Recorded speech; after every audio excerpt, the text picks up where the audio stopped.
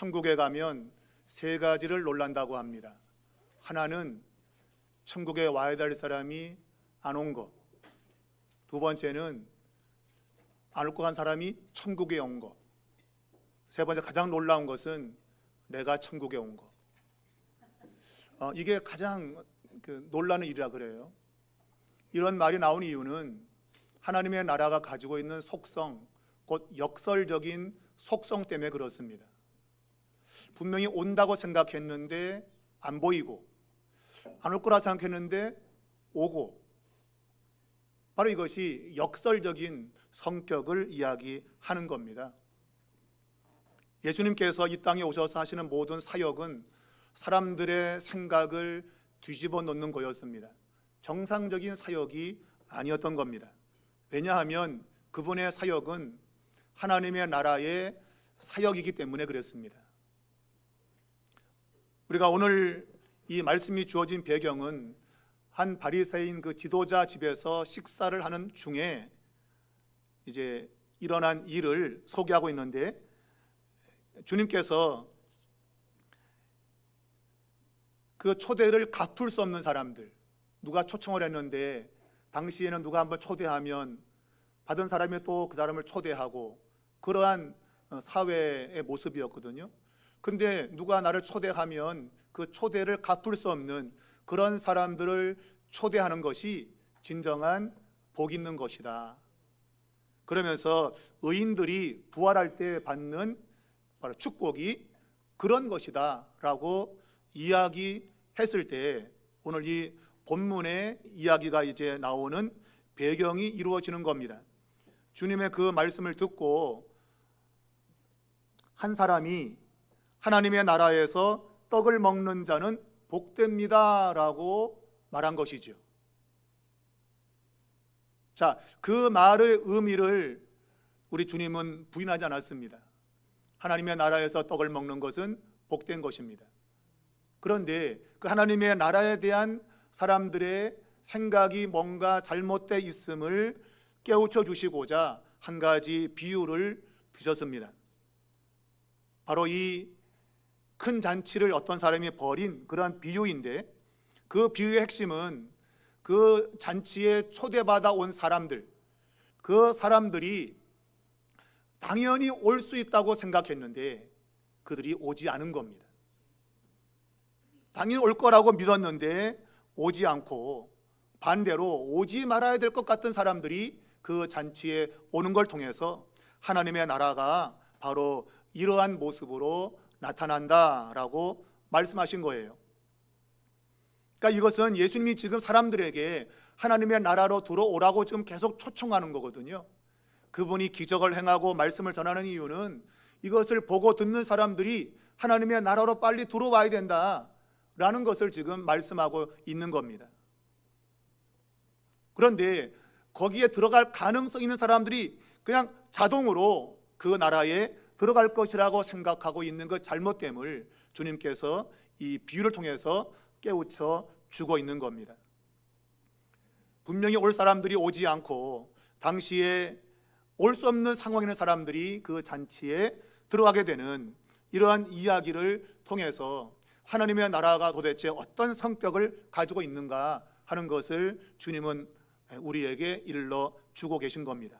자, 그렇다면 주님 말씀하시는 그 하나님의 나라는 도대체 어떤 성격을 가지고 있는가에 대해서 함께 말씀을 나누고자 합니다.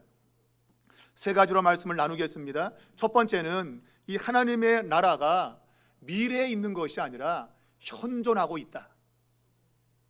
오늘 이 식사 자리에서 한 사람이 그 의인의 부활, 의로운 자가 마지막 날 부활할 텐데, 그때 하나님의 나라에서 떡을 먹는 자는 복이 있다라고 말한 그 말의 의미가 무엇인가를 주님께서 아신 겁니다. 그가 이런 말을 한 그 중심에는 하나님의 나라는 먼 미래에 있다. 미래에 있다는 거예요, 미래에. 그런데 주님은 아니다. 하나님의 나라는 미래에 있는 것이 아니라 지금 이 세상에 현존한다. 이 세상에 하나님의 나라가 와 있다. 그걸 말씀하신 거예요.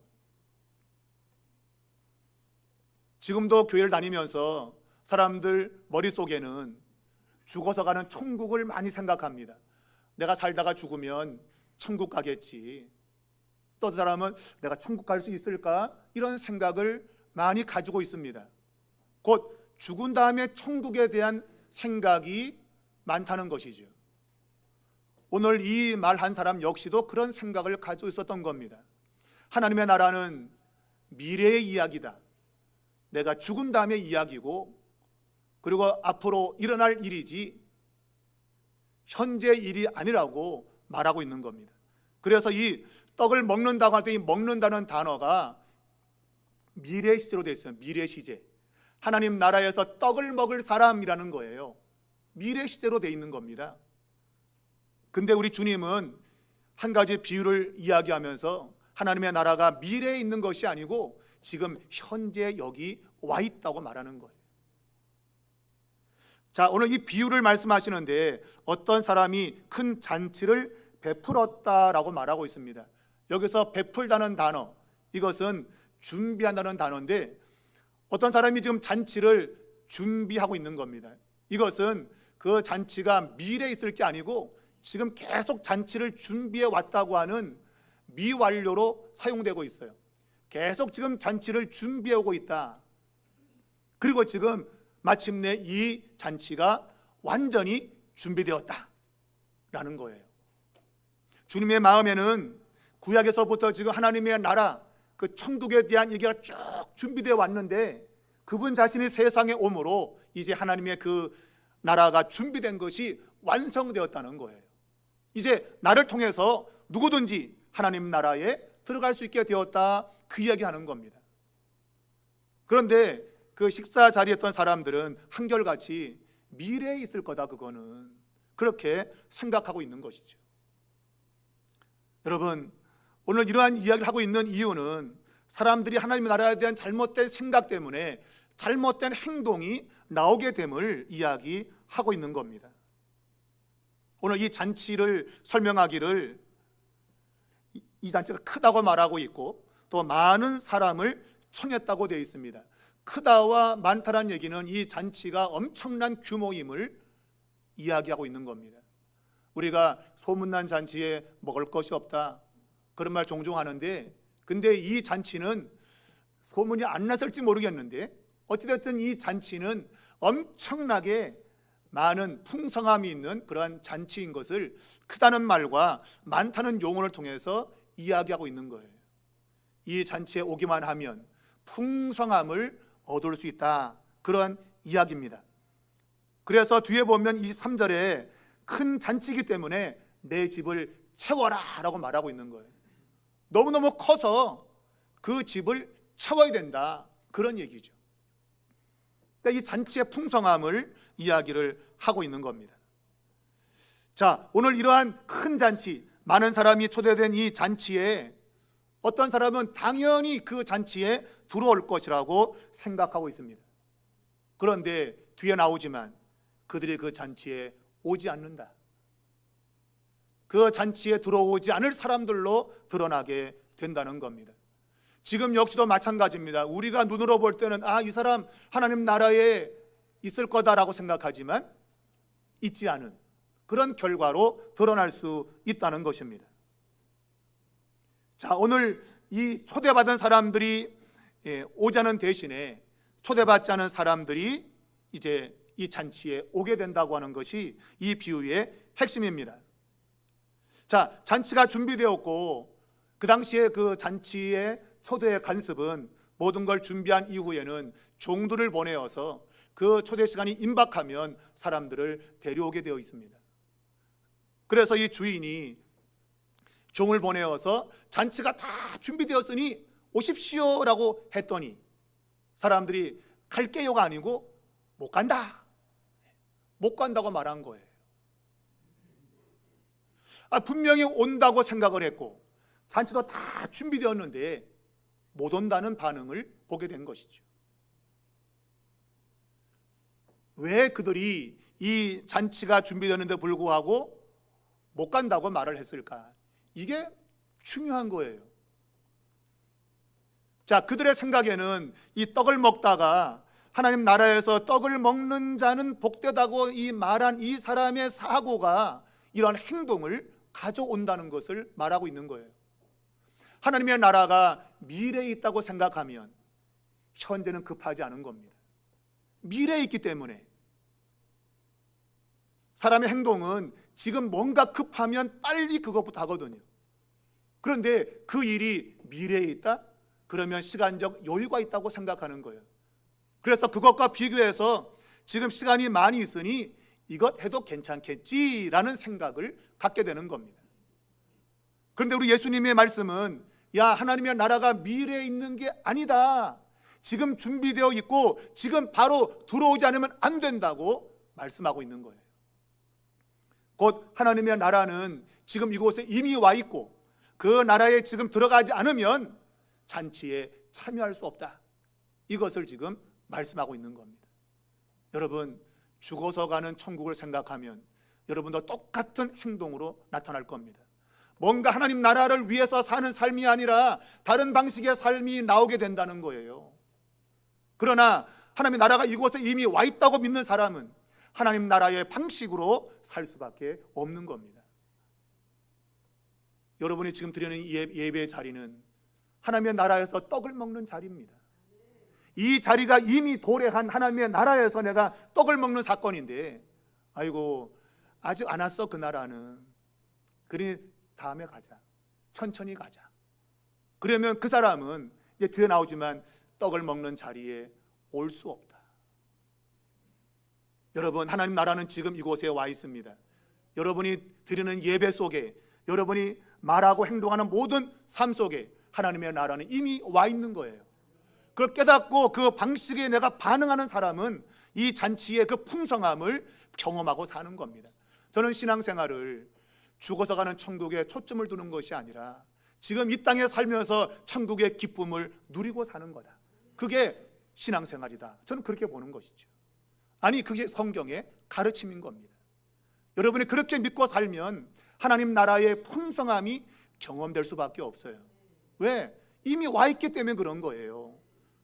그러나 그 나라가 미래에 있다고 생각하면 그 나라는 경험되지 않는 겁니다. 여러분에게 부탁합니다. 하나님 나라는 이미 와 있습니다.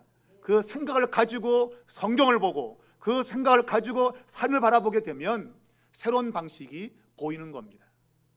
그것이 바로 오늘 우리가 예배 드리면서 알아야 될 중요한 교훈이다, 그렇게 볼 수 있는 것이죠.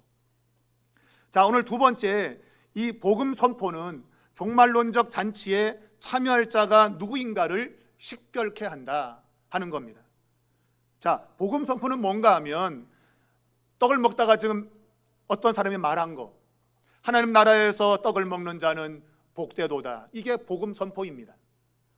곧 하나님 나라에 들어가서 떡을 먹는 것이야말로 진정한 복이다 라고 말하는 것이죠. 이게 복음인 것입니다. 그런데 이 복음은 선포되는 그 순간 누가 거기를 들어갈 것이냐 아니면 들어가지 않을 것인가 하는 것이 식별된다고 하는 거예요.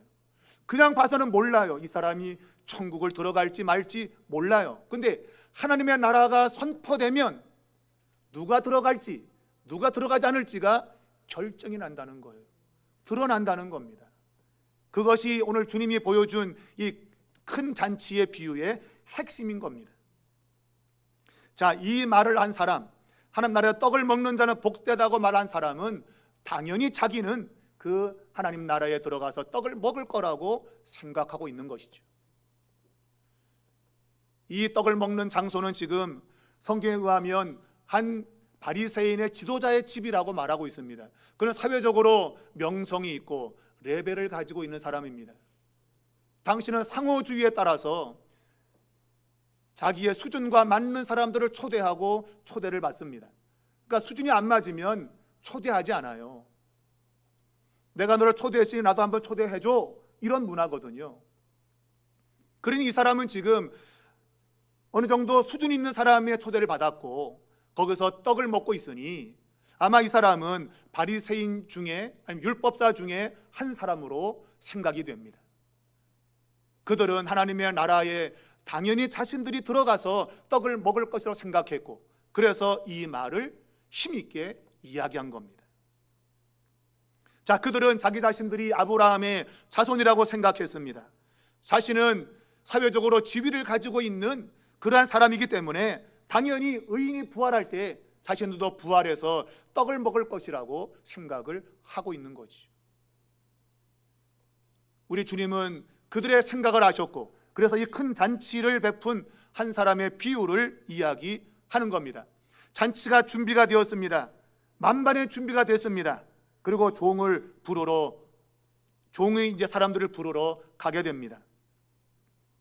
아마 주인이나 종이나 초대받은 모든 사람이 올 것이라고 생각했을 겁니다. 만반의 준비가 다 되었고 안 온다고 하는 암시가 하나도 없어요. 뭐 전에 나 못 가 이런 얘기 있었으면 될 텐데 임박할 때까지도 아무런 소식이 없은 거 보면 다 올 거라고 생각을 하고 종을 보낸 겁니다. 옛날에는 이러한 단서, 암시가 없어요. 근데 지금은 제가 목회를 해보니까 이 사람 오겠다 안 오겠다 단서가 있어요. 단서가. 그 단서 몇 가지 생각해 보면 첫 번째, 날씨가 좋으면 안 올 가능성이 많아요.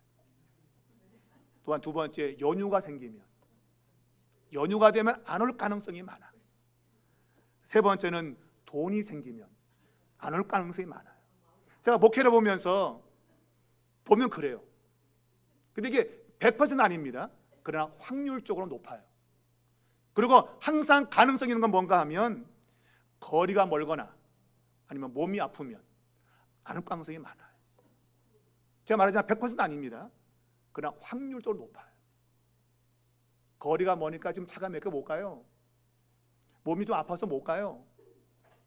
왜? 그건 합리적인 이유라고 생각할 수 있기 때문입니다. 항상 그런 가능성이 있는 걸 제가 보았고 여전히 지금도 존재하고 있습니다. 단서를 아는 건 좋은데 그러나 좀 마음이 어딘가 좀 안 좋죠. 그냥 모르고 산 게 좋을 텐데 단서가 있으면 골치 아프다 하는 겁니다. 오늘 본문은 단서가 하나도 없어요. 못 온다는 낌새도 없었어요. 그런데 종이 갔다 왔더니 아무도 안 한다고 하더라. 아무도. 신기하고 놀라워라. 아무도 안 한다. 아무도. 초대장 보낸 사람들은 아무도 안 한다고 말한 거예요. 자, 오늘 이 거절한 사람들을 셋으로 구분하고 있는데 이것은 세 사람만 그런 게 아니라 다른 나머지 사람들도 다 똑같다 그거예요. 거의 같은 부류다 그런 얘기입니다. 자, 첫 번째 사람은 새로 밭을 산 사람입니다. 새로 밭을 샀어요. 자신이 지금 필요하기 때문에 지금 잔치를 갈 수 없는 거예요. 밭을 샀기 때문에 내가 지금 갈 수가 없다. 왜? 지금 밭을 가서 볼 필요가 있는 거죠. 이놈의 밭이 좋은 밭인지 나쁜 밭인지. 그래서 갈 수 없다는 겁니다. 두 번째는 새로 소를 샀대요.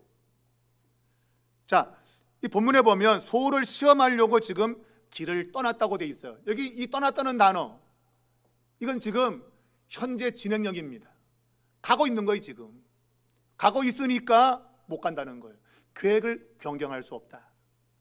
첫 번째 사람은 지금 할 계획인 겁니다. 지금 필요가 생긴 거예요. 그래서 못 간다 그런 것이고, 두 번째 사람은 내가 지금 소를 지금 보러 가고 있는 중이야. 그냥 못 가. 계획 변경이 안 돼. 그런 얘기입니다. 세 번째 사람은 결혼했다 그래요. 그는 최근에 결혼한 사람이에요. 자, 그런데 여기 결혼했다는 이 단어가 완료 동사입니다. 그러니까 뭔가 딱 결정됐다 그 얘기예요. 그러므로 못 간다. 가기가 불가능하다 그런 얘기예요. 그래서 이 첫 번째와 두 번째는 그래도 좀 미안한 마음이 있어서 양해를 구했어요. 근데 세 번째는 양해조차 구하지 않아요. 왜? 당연히 못 가는 건데 뭘 미안하다 그래. 당연히 못 가는 건데. 그래서 양해조차 구하지 않습니다. 요 3단계는 점점 강도가 세지고 있는 겁니다. 지금 필요가 있어서 지금 움직여야 되기 때문에 못 간다. 지금 움직이고 있고 있기 때문에 못 간다. 이제 완전히 결정돼서 못 간다. 강도가 세지고 있어요. 그런데 변명을 보면 변명은 더 어색하다. 왜냐하면 첫 번째 밭을 사는 사람은 밭을 가지고 올 수가 없잖아요. 그 밭을 어떻게 갖고 옵니까 그거를. 두 번째 사람은 소 5겨리를 이제 지을 수 있는 그 소를 데리고 오기가 어렵지요. 밭은 아주 어렵고 이 소 5겨리를 데려오는 것은 조금 더 쉽지요. 세 번째는 자기 마누라 부인 데려오는 것은 아주 쉬운 거죠, 여러분. 마누라 갑시다. 같이 오면 되거든요. 그러니까 변명은 점점 강도가 약해지고 있는 거예요. 이게 그런 방식으로 지금 주님이 비유를 이야기하고 있어요. 그러니까 말도 안 되는 이유 가지고 지금 못 오겠다 그런 얘기예요. 여러분, 오늘날 많은 사람들이 말도 안 되는 이유 가지고 하나님 나라에 들어가지 않겠다고 하고 있는 것이죠. 인생의 즐거움 좋지요. 그러나 인생의 즐거움보다도 지금 자신의 생명을 구하는 것이 훨씬 더 중차대한데 사람들은 그것을 미래의 사건으로 보기 때문에 지금은 좀 즐기다가 나중에 그때 그 나라가 올 것 같으면 싹 바꾸어서 들어가야지 이런 생각을 가지고 있다고 하는 거예요. 그러면서 현재 하나님 나라를 위해서 애쓰고 수고하고 헌신하는 것을 하지 않는 겁니다. 말했지만 이 세 사람만 그런 게 아니라 초대장을 보낸 모든 사람이 똑같은 방식으로 반응을 한 겁니다. 지금도 많은 사람들이 하나님 나라에 들어오라고 이야기하면 똑같은 방식으로 반응을 하고 있습니다. 인생에 즐길 일이 얼마나 많은데 따분하게 쉬리 거기 가 있으랴? 이런 것이죠. 말씀드렸지만 예수님의 이 하나님 나라에 대한 이야기는 미래의 이야기가 아닙니다.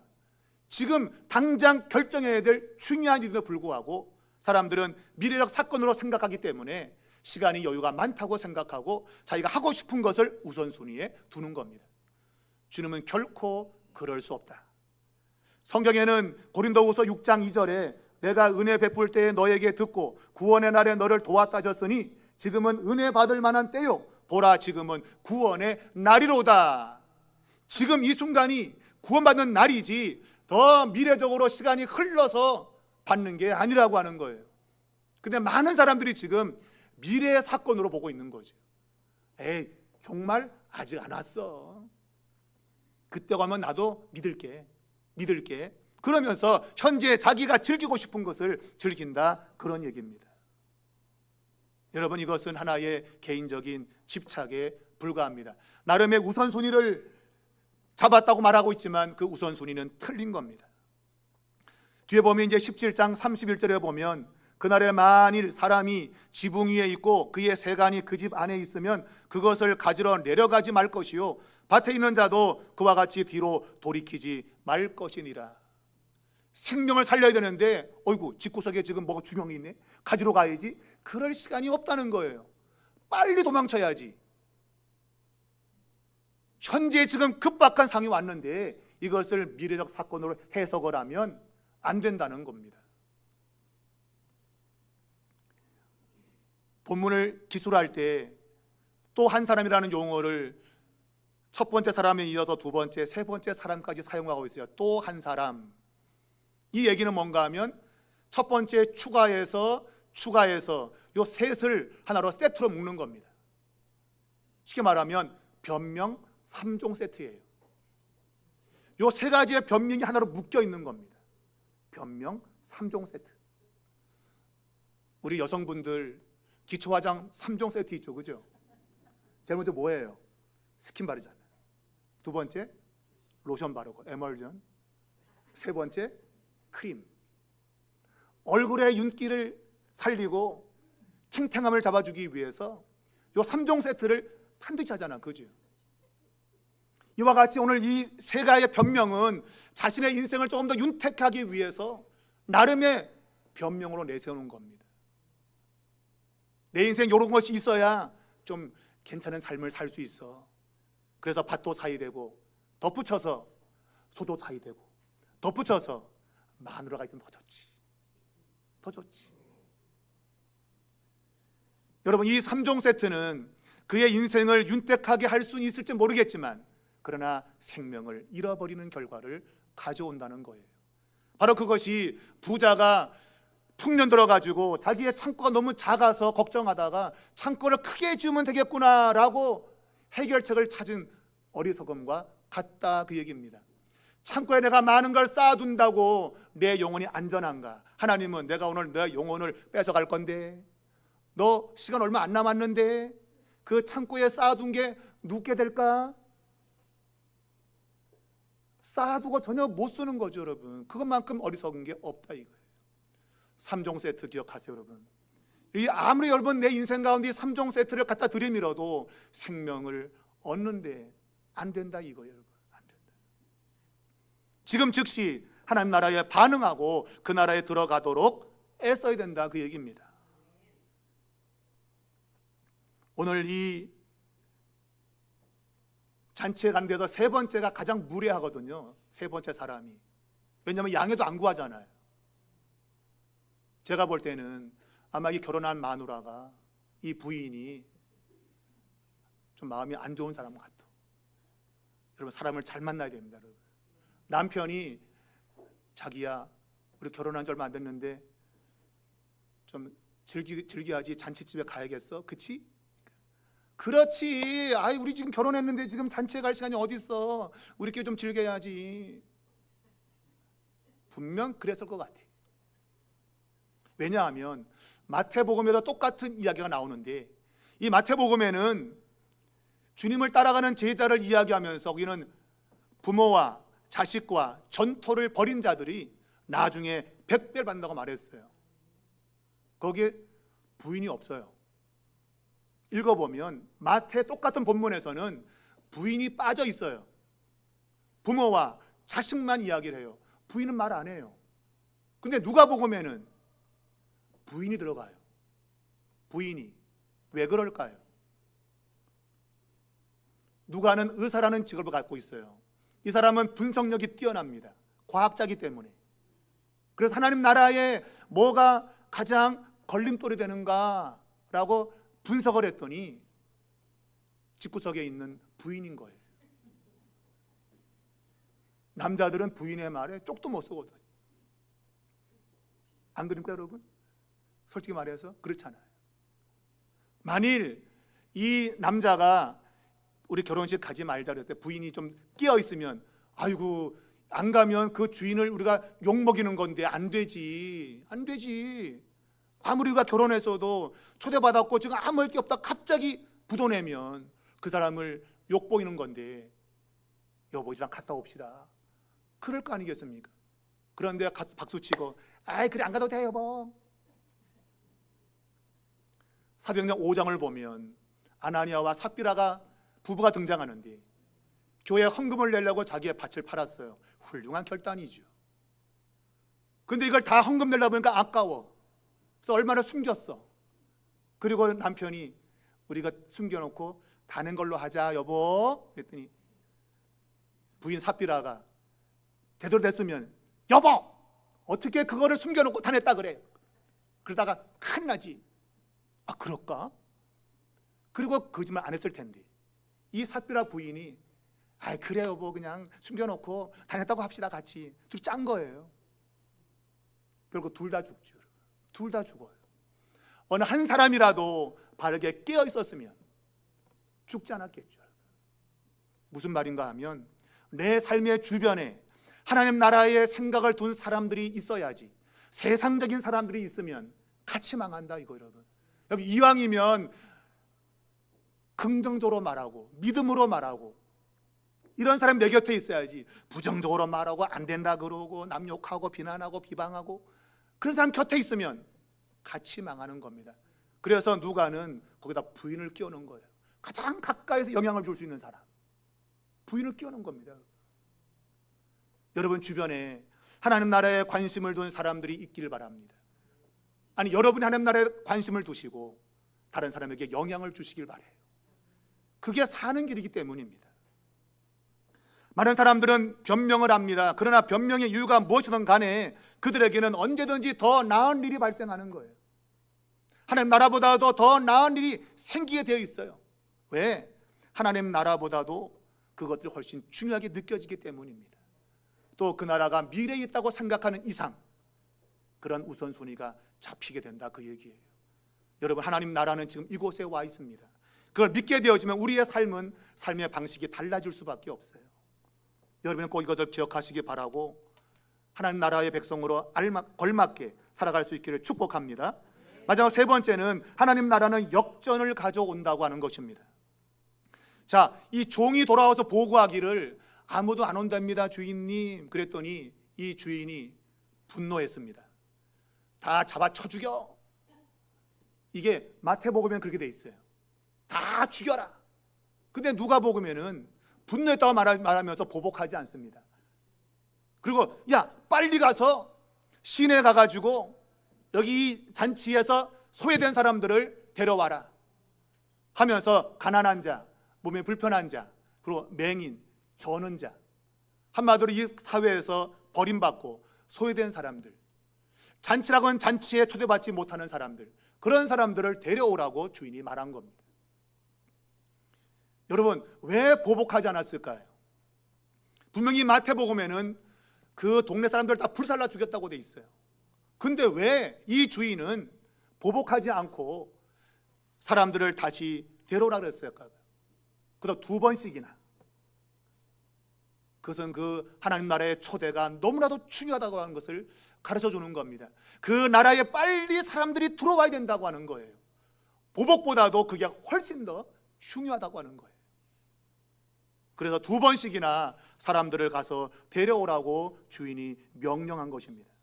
이 말은 잔치의 이 문이 닫힐 때가 곧 올 텐데 문이 닫히기 전에 빨리 잔치에 들어올 사람들을 데려오라는 것입니다.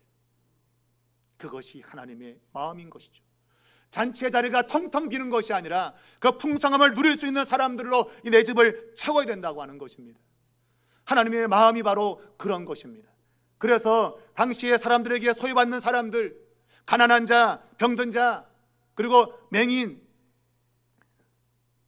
사람들이 볼 때는 형편없는 그런 사람들을 데려와서라도 이 잔치를 채우라고 말하고 있는 겁니다. 문이 닫히게 되면 더 이상 문은 열리지 않는다고 13장 25절에 말하고 있습니다. 한 번 문이 닫히면 뒤늦게 와서 문을 아무리 두드려도 그 문은 열리지 않는다고 했기 때문이에요. 그러므로 닫혀지기 전에 빨리 잔치로 사람들을 들여보내라. 그래서 두 번씩이나 추가 초대 명단을 이야기하고 있는 겁니다.